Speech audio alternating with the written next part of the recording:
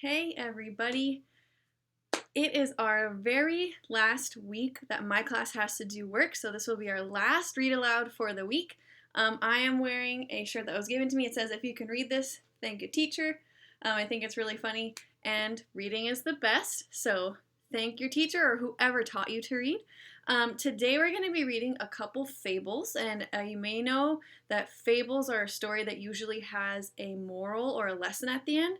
So we're going to be reading some fables by Arnold Lobel.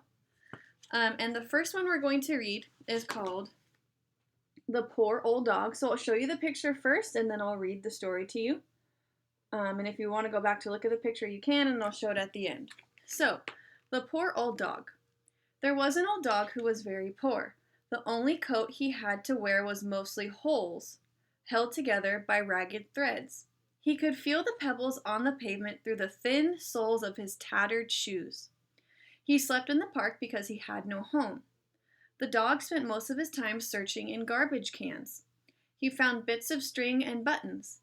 These he sold for pennies to passerby. The dog always walked with his nose close to the curb, looking for things to sell. That is how he came to find the gold ring that was lying in the gutter. "My luck has changed," cried the dog, "for I am sure that this is a magic ring." And I'll show you again, and I'll scoot it in. There he is finding the ring. The dog rubbed the ring and said, "I wish for a new coat. I wish for new shoes. I wish for a house to live in. I wish these wishes would come true right now." But nothing happened. The dog felt the wind through the holes in his coat. He felt the pebbles under his thin shoes.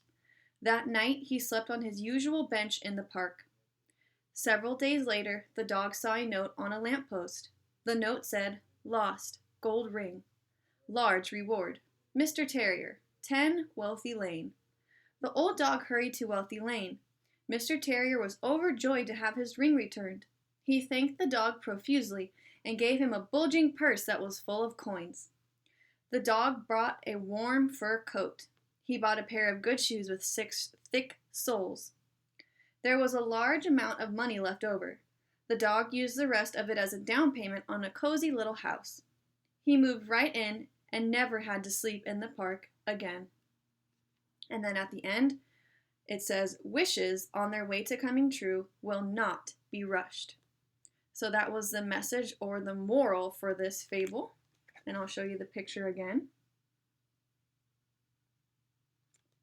So for that fable, if you're in my class, there will be a question about it on our Google form. And if you're just watching or listening and you're not in my class, you can think about how the moral at the end talks about not rushing and not giving up on good things happening to you as long as you put out good. So if you are doing good things will come back to you, especially if you're patient.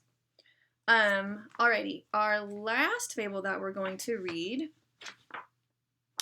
is called The Young Rooster, and I'll show you the picture, and then we'll get started. So, The Young Rooster. A young rooster was summoned to his father's bedside. "Son, my time has come to an end," said the aged bird.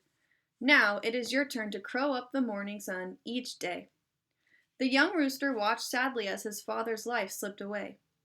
Early the next morning, the young rooster flew up to the roof of the barn. He stood there, facing the east. "I have never done this before," said the rooster. "I must try my best." He lifted his head and crowed.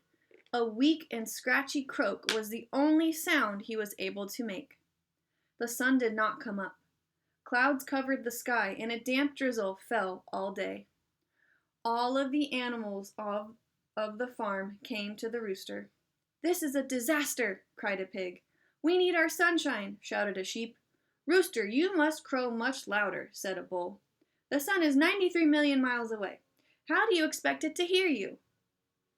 Very early the next morning, the young rooster flew up to the roof of the barn again. He took a deep breath, he threw back his head, and crowed. It was the loudest crow that was ever crowed since the beginning of roosters.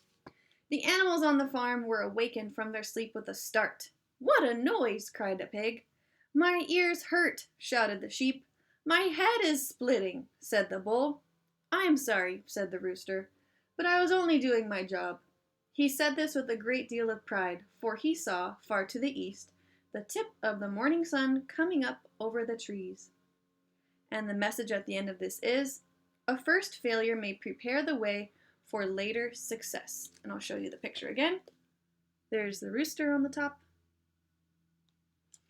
And if we go back to the meaning, a first failure may prepare the way for later success, that kind of just means don't give up even if you fail at first or if you are struggling at the beginning, keep trying. We saw that the rooster was able to be successful in the end, even if some of the animals were doubting him. So yeah, those are our fables for the week. I wanted it to be a simple week of work since we're winding down for summer.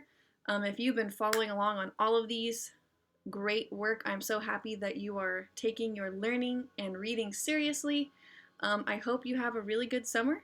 If I don't talk to you or see you for a while, have a safe summer. I hope you can get in some fun and have a good one.